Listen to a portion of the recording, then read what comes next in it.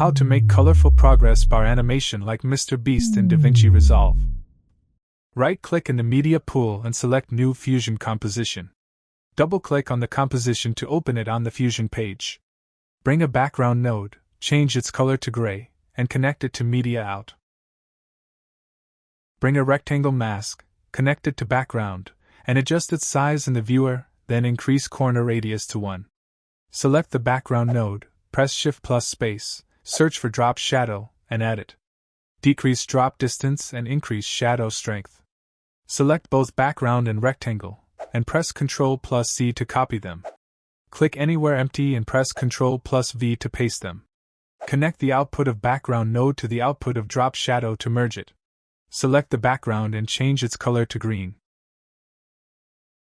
Select the rectangle, decrease corner radius, and increase width and height of it.